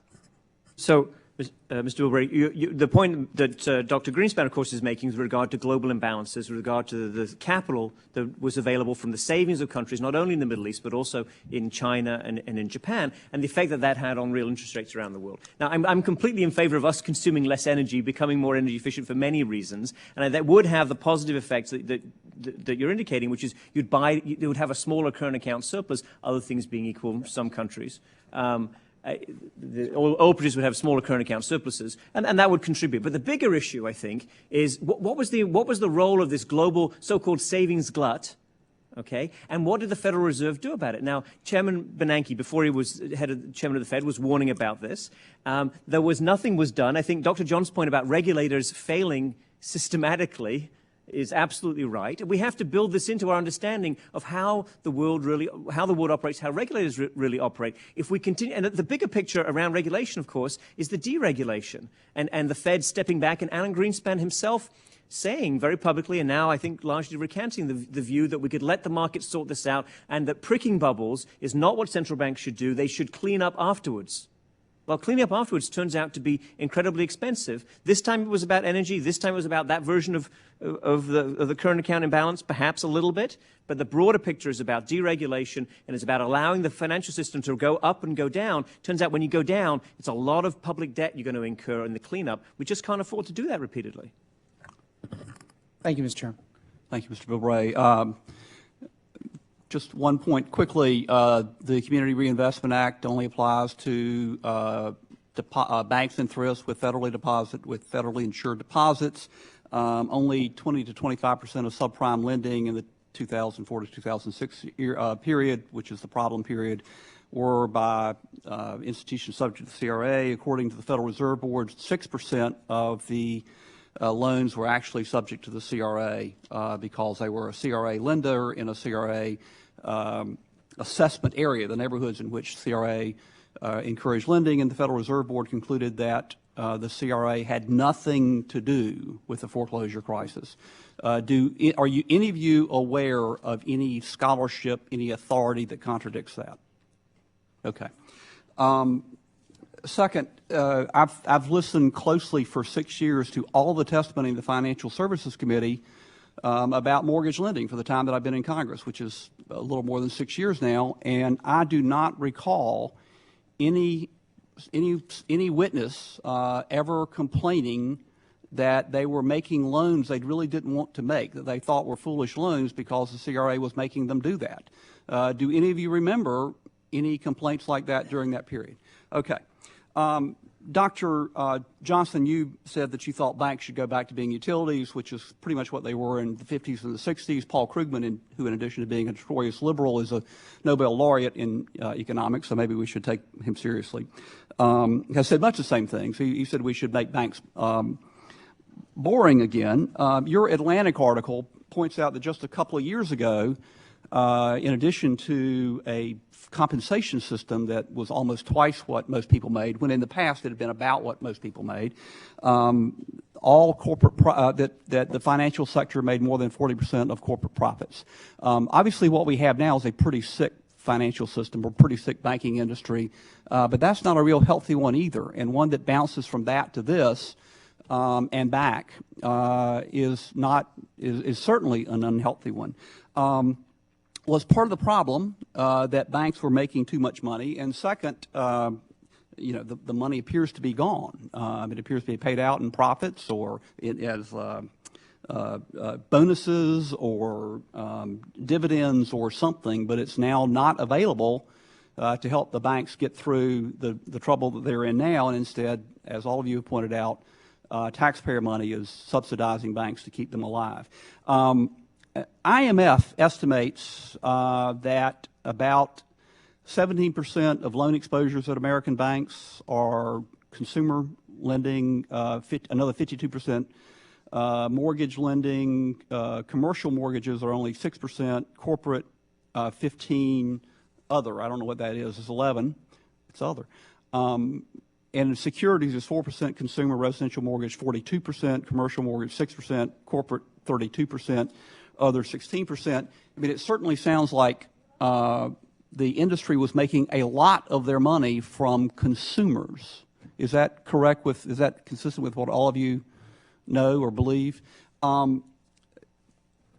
Johnson, in your opening testimony, you talked about the value that there might be in having better consumer protection for financial products. Do any of the rest of you see that as part of the way we should approach systemic risk to make sure that the industry is not, the sector is not trying to bring in too much money off consumers? Well, Dr. Baker. I mean, one of the points I think we'd all agree, I'll let everyone speak for themselves, that part of the story of innovation, I think innovation creates an environment in which you're more likely to see systematic risk. And in the event that you limit innovation, you know, on the one hand, you can have a downside that there can occasionally be a financial product that will have benefit for consumers that you'll delay the introduction, but you'll also limit the extent to which you can expect to see systemic risk. You won't have a bank or financial institution coming out with some new product that will get a huge amount of business and then later end up exploding in our face, as what happened with subprime mortgages. Dr. John. No, Mr. John. No, Dr. John, I'm sorry. Actually, I'm a Mr. John, but Dr. John is my father, so I think that's but I think one has to be very careful, however, that if you look at the regulatory system, and in particular the state-based regulatory system for insurance, you often see that under the guise of safety and soundness, et cetera, that good products are actually sidelined and not allowed, and this in turn allows market share to be kept at its current level rather than facing competition which might change that market share. So this is something that one has to be very careful about. Dr. Sachs, I want to come back to that. So, yes. Chairman, I think it's also important to address these crises more from the balance sheets and behavior of the institutions rather than the consumer per se, actually, because there are many ways that financial bubbles arise, and they're not all consumer-driven. We had a developing country debt crisis in the 1980s when the banks heavily invested in a very different kind of security.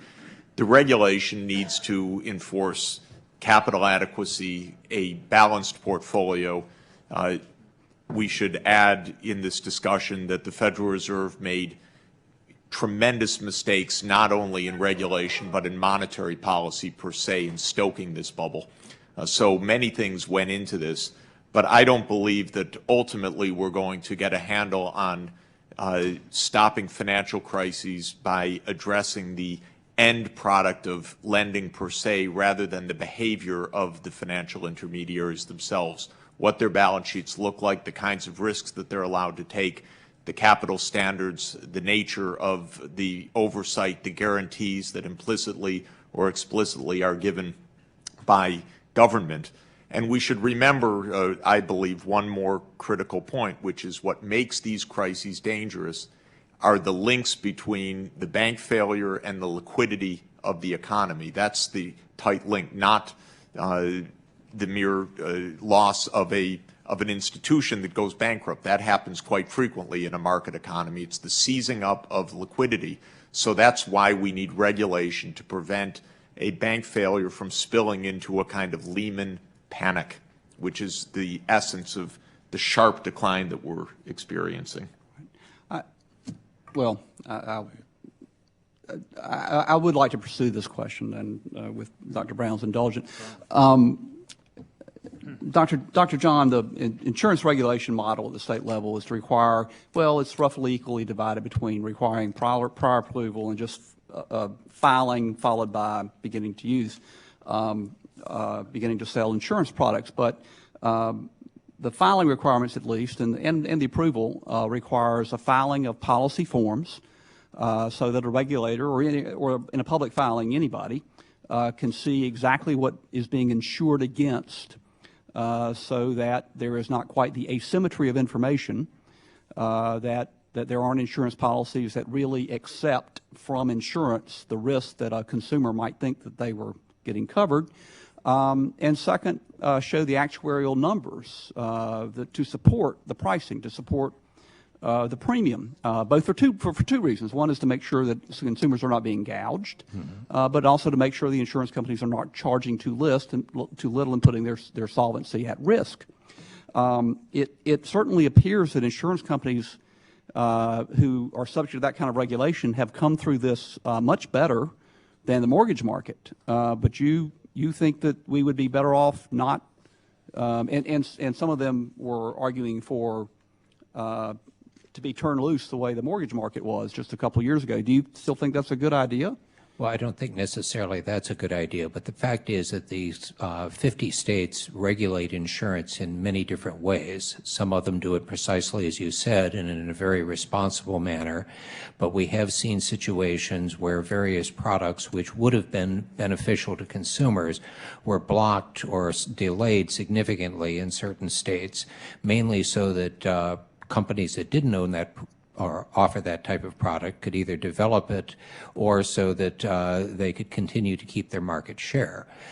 This is one of my deep worries about the idea of a Financial Product Safety Commission, which is that regulation in theory works fine in some cases, but it is subject to political influence. It is subject to normal human interactions. And it is very possible to delay products, to delay innovations, charge that they are too risky, et cetera, and the net result being that something that would actually be very beneficial to consumers never sees the light of day. Okay. Does anyone else have any comment? Dr. Johnson? Yeah, I think that this idea of pursuing the insurance-type model makes a lot of sense to me. There's cost to any regulation, and I think Dr. John is right, that you have capture and you can ossify a market structure, that's true. But we're trying to balance the costs of deregulating and your contrast between what happened with insurance, where for whatever reason there was some holding back of the industry that wanted to tear ahead, with what happened in and around mortgage market, where essentially it was a free-for-all. That contrast is really quite striking, and I think we should draw from it the kind of lessons that you're indicating. Okay.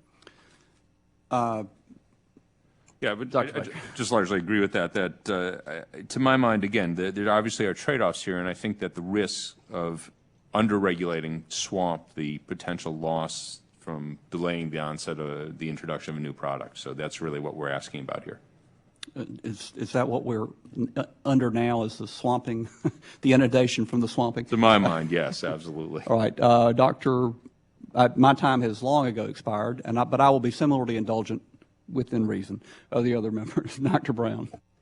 Thank you, Mr. Chairman. And maybe you and I can discuss over dinner how this Community Reinvestment Act and ACORN had played a part in all this housing problem. And there's certainly a lot of risk that can be spread around to many, many factors, and that's not just the only risk. But the bankers that I talked to were not happy to make the loans that they made, but we're very happy to have Freddie and Fannie be able to bail them out and sell off those high-risk loans that some of them, or a lot of them, turned out to be what's now called toxic assets. And certainly Fed had a big part to play in all that too. But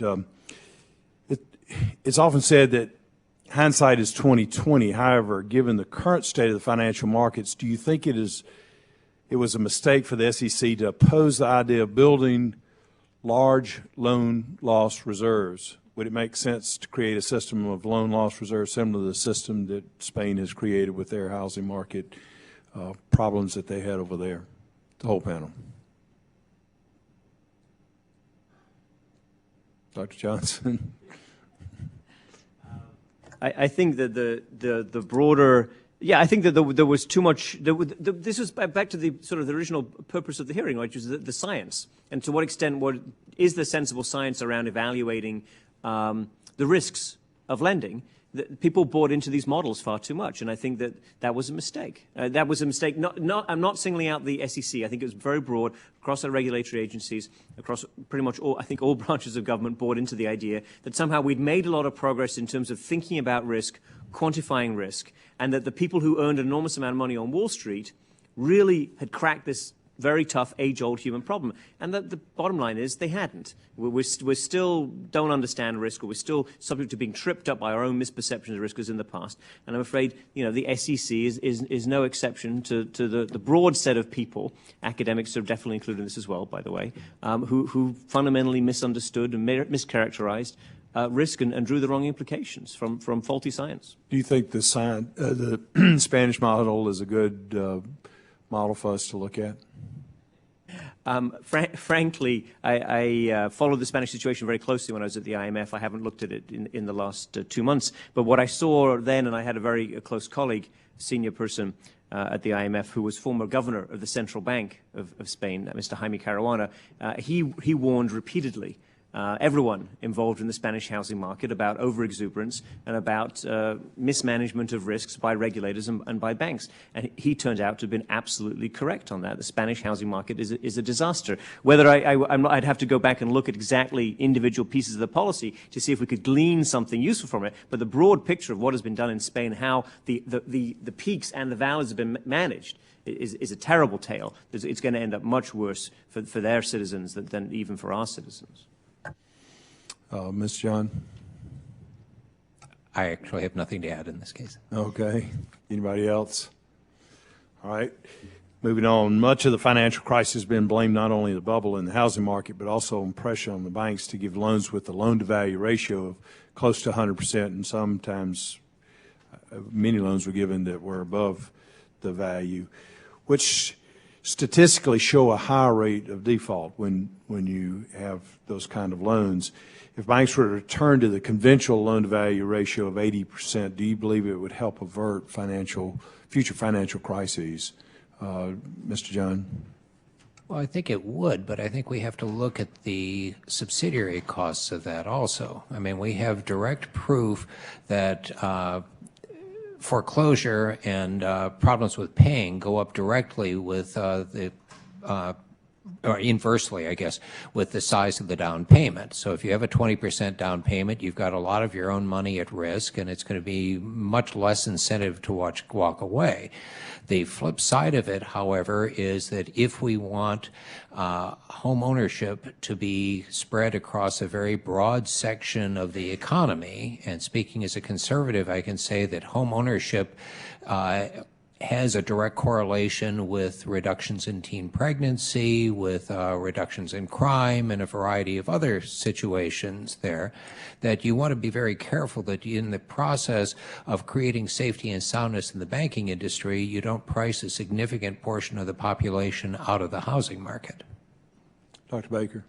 Yeah, well, I would agree largely with what Dr. John said. Obviously, you will price more people out of the housing market in terms of buying homes, but I think that's actually been a problem of our housing policy that's been very one-sided, that for a lot of people in many circumstances, it doesn't make sense for them to be homeowners, and I would like to see us have a policy that didn't treat someone as a second-class citizen simply because they're a renter. So I think a policy that was focused on ensuring that people had good housing as either renters or owners. We've consistently had roughly 1/3 of our households as renters. There's been a little bit up or down as you go year by year, but that's been the basic story as far back as you want to go, and I think we're always going to have to envision a situation where much of the population is renters, and the idea that that involves second-class citizenship, I think, is a bad one. Amen. I couldn't agree with you more. I don't think we have a God-given constitutional right to own a home. Dr. Johnson? I think that the loan-to-value question is a very good one. It raises this interesting issue, again, back to the purpose of this hearing, which is where do the models go wrong? What was the analytical counterpart, perhaps, to the political economy and the regulatory failures and so on and so forth? And I think at least one plausible explanation, I don't have proof, and I know I'm still under oath, so let me just say it's an impression at this point, is that there was an expectation that prices would keep going up. And the lenders were not wrong in their calculation of the default rate, but they were completely wrong in their calculation of the losses they would incur because they thought the house prices would keep going up. And they knew they would lose. When you foreclose on a property, you lose a substantial amount of the value. But they didn't mind because they thought house prices would keep going up. Now, I raise this because, of course, 80% loan to value would be helpful relative to 100% of the situation, but it would depend how much craziness will happen and how much you could sort of expect a recurrence of some version of this would depend on what kind of price bubble you get into. And I don't think the next issue is going to be housing. We don't usually rerun exactly the same bubble, but for sure we rerun bubbles every couple of years at the level of the global economy. And I think that it's exactly, we convince ourselves this time it's different. This time there's been a fundamental shift in prices. We're going from a low level to a high level. And you can lose out big time with an 80% loan to value ratio, depending on how much you miss your thinking on this price transformation. Dr. Sachs. Excuse me, I think there's plenty of evidence that even during the lending boom, there was a great deal of awareness that the terms of these loans were simply not prudent, and that loans were being made that were unlikely to be paid off, and the regulatory forbearance on that was irresponsible, in my view.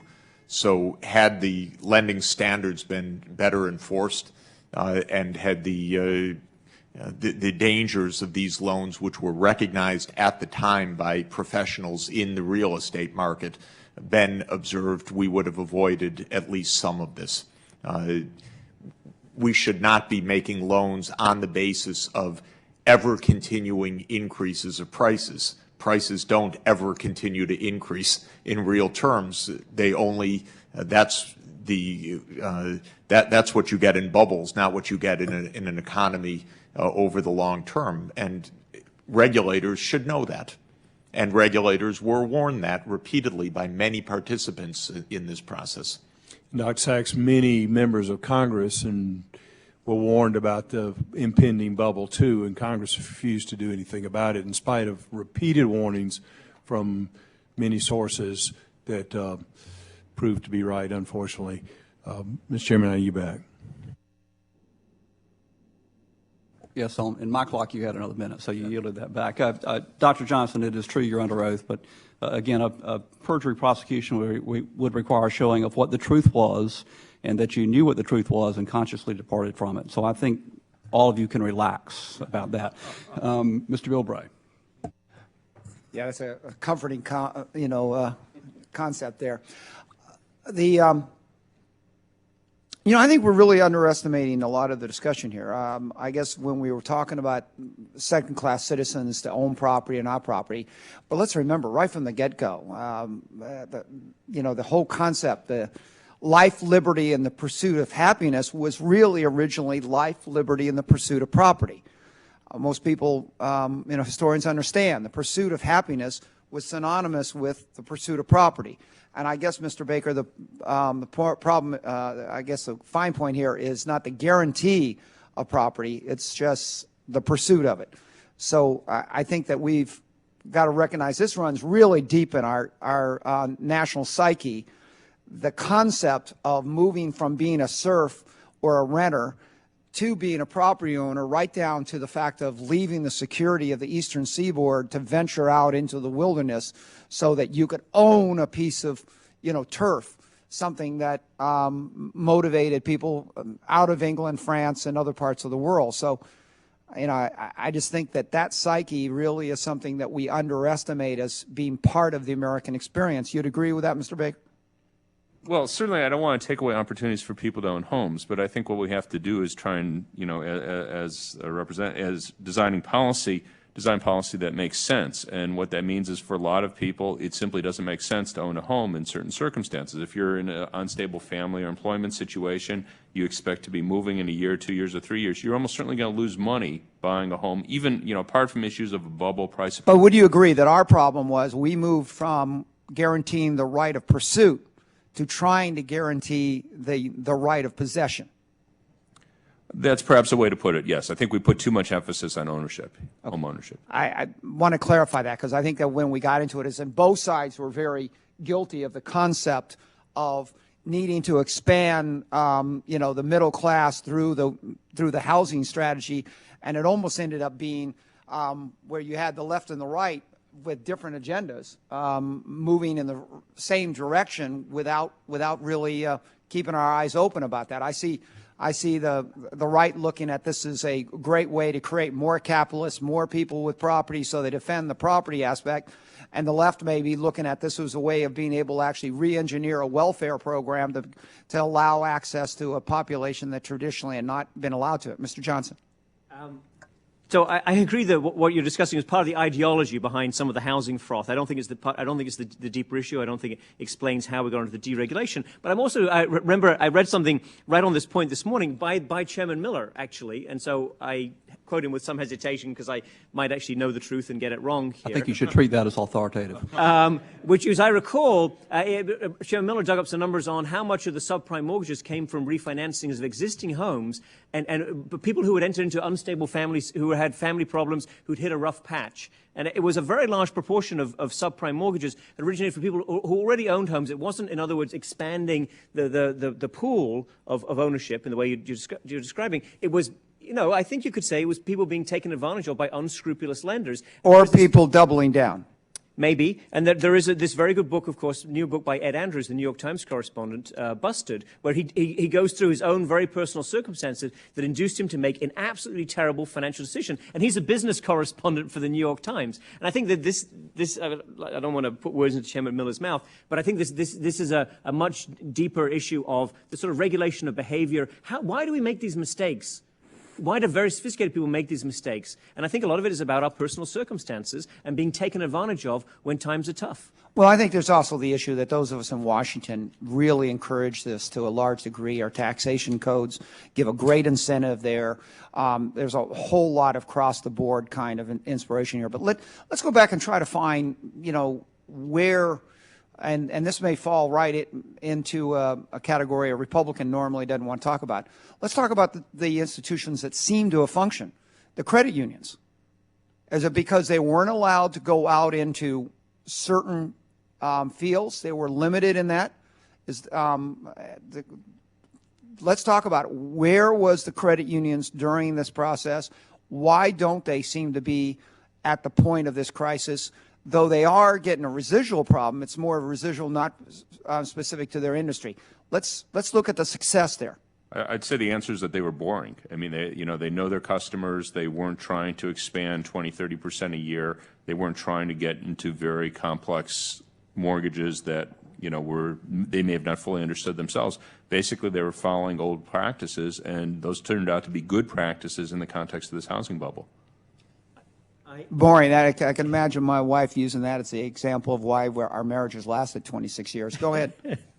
I bank with a credit union and with a small bank. One's in Massachusetts, where I used to live, and one is in Washington, D.C. These are exactly boring, safe institutions. You go in there, you know exactly what they're talking about. They don't offer the most sophisticated products. There are people who are offering cheaper mortgages. I've had two mortgages, one with Massachusetts and one here. These are plain vanilla mortgages. And you know exactly what they're going to do, which ones they're going to sell, to whom they will sell them, and which ones they hold. And in fact, in both cases, I took mortgages that these people hold on their own books because it just seems much more straightforward. It is very, very boring. They, make some money, but not extremely high money, and they pay some of it back to their members. I think that is exactly what we're talking about in terms of going back to a previous type of basic banking. Thank you. I'm going to agree very quickly, and I have the same relationship in that I have a relationship with a small bank and I have a relationship with a credit union. My small bank is very similarly operated to the credit union, except for the fact that it's made a fair amount of construction loans in our area, and that's going to be interesting to see how those construction loans play out as time goes forward. The credit unions did very well, but the one blip that they got involved with was the corporate credit unions, which some of us actually had dealt with 15 years ago, and they had precisely the same problem then, which was the one area where they tried to get into the more exotic instruments. A corporate credit union is a credit union for credit unions, and there was a similar situated bank, Silverton, which went bust a few weeks ago also. And when they got outside of their comfort range, that was when they got into trouble. In fact, right now where they're running into trouble is not their loans, but the loans that their clients had gotten from somebody else, and that's coming back to hit them. You have a comment on the credit unions before my... I was going to say that I think it's important to keep the focus on the Federal Reserve Board, the SEC, and the behavior of a few large Wall Street firms. because this is where this particular episode arose. And this is a failure mainly of regulation at the heart of the system. And I would put the core responsibility at the Federal Reserve Board. Okay, Mr. Chairman, I appreciate the time. And let me just say, I was around when we were looking at all of this in energy and commerce. And let me tell you something. I heard bankers have to again and again and again say because of their federal charter, because of their federal oversight, they should be exempted from all kinds of other things that other people, and they should basically be able to move it. And it was almost like an elite attitude that they somehow, the rules shouldn't apply to them. And all during the late 90s, I just remember the bankers saying, you're right, but we're a federal chartered bank, so thus we should be exempt from this. Thank you, Mr. Chairman. Thank you, Mr. Bilbray. We're probably getting close to the end, but I do have a couple more questions. Dr. Sachs said that we had a realistic shot of muddling through this, which I assume means it will do essentially what we did in the early 80s through some kind of backdoor subsidies that will not provoke quite the rage of very low interest rates from the Federal Reserve, then loaned at a much higher rate. The banks might actually kind of earn their way back to solvency. But I guess one question is, what are the downsides of doing it that way? But second, you've all mentioned that there are other, I think all of you, other shoes that might still drop. Dr. Johnson, you said, mentioned the European banks were much less far along than we were, which is kind of hard to imagine, in recognizing loss. One thing I've heard is that there's a distinct possibility of sovereign debt default in Eastern Europe, which could bring down the entire European banking system, and that might in turn bring down ours after all else. What other shoes are there to drop? And if no other shoes drop and we do muddle through, what are the downsides of having muddled through? Well, certainly some of the other shoes, I mean, what you just mentioned, but also, you know, if the downturn is worse, if the drop in house prices is worse, say, than was assumed in the stress test, then we are going to be looking at much bigger bank losses, and that by itself could be another shoe. But one other point, this gets back to the Europe issue, and I've not seen this pursued. Maybe someone has pursued it, but I just haven't seen it. With AIG, much of the payments that were made through AIG were to European banks, and I assume that was for a reason. Again, the government had no legal obligation to make those payments. Right. So I do wonder to what extent, you know, we have an issue of those banks being concealing at this point or not owning up to very bad losses connected with the U.S. market, and then what the implications would be both politically and economically if at some point they have to realize those losses. And I've heard that explained as the reason AIG made the payments to European banks was that they were their connections to American banks. Anyone else? Dr. Johnson? I think the European situation is very difficult. I'm not expecting at this point sovereign defaults. They're having large loans from the IMF, supported by the U.S., of course, and they're rolling over a lot of their external creditors. But their external creditors are mostly West European banks. West Europe is massive. Their equivalent of subprime is crazy loans to real estate in Eastern Europe, which has got a whole other levels of weirdness and stupidity to it. And they didn't heed any warnings that they were given. So, you know, we're all in very good company there. I think you have a very big slowdown in Europe. You've got a big global recession coming. Not perhaps there'll be some isolated defaults. But not the precipitate collapse that we might have seen or might have been worried about 3 or 4 months ago. But still, that's bad, and that's a big drag on the U.S. economy, and that feeds into the kinds of problems that Dr. Baker's talking about. In terms of the downsides, think about this one.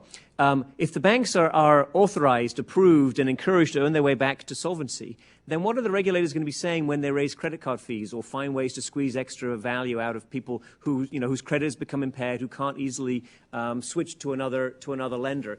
This situation is ripe for predatory practices of all kinds, taking advantage of consumers, because we're telling the banks, go out and earn your way back. And we know that there's lots of loopholes around the regulatory protection for consumers. I understand that this, you know, this might feel like closing a barn door after, you know, particular kind of horses left. But I do think the consumers are in the line of fire right now with regard to bank practices. And I do worry going forward about the ways in which consumers are going to get sideswiped by all kinds of potential financial you know, bubble building technology that we're going to cook up in the future and convince ourselves that this time it's different. It's never different. It's always the same, and it's always the consumers and the taxpayers, the regular, ordinary citizens who get hammered in the end.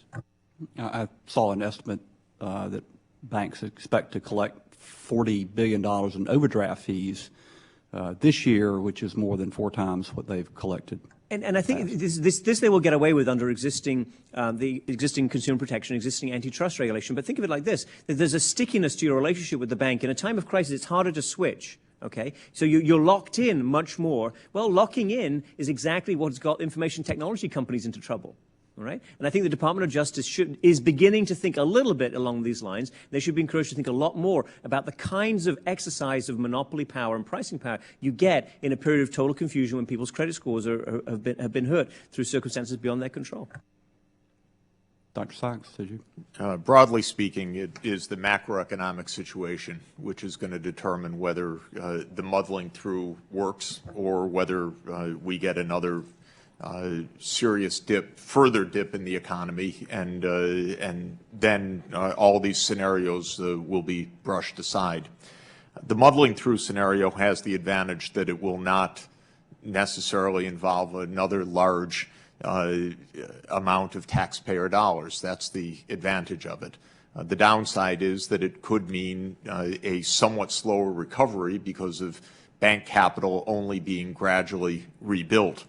The other aspect of the muddling through, though, is that the administration continues to pursue measures like this public-private partnership to rebuy toxic assets, which in my view are likely to be very costly, even under the favorable scenario that they're now presenting as a result of the stress tests. So I'm not too happy about the continuing risks that taxpayers face in all of this, and that's why I believe the bottom line is the continuing lack of a resolution strategy and a continuing lack of clarity about what the policies really are. Because at this stage, at least, I would say, muddling through is reasonable if it protects the taxpayers. If it further endangers taxpayers, I think it needs to be examined. And if it turns out to be inadequate, we need a backup that doesn't put us on the line first as taxpayers, but rather puts the bondholders and the shareholders in line first in a way which doesn't create another panic. That's what I'd like the administration to come forward with.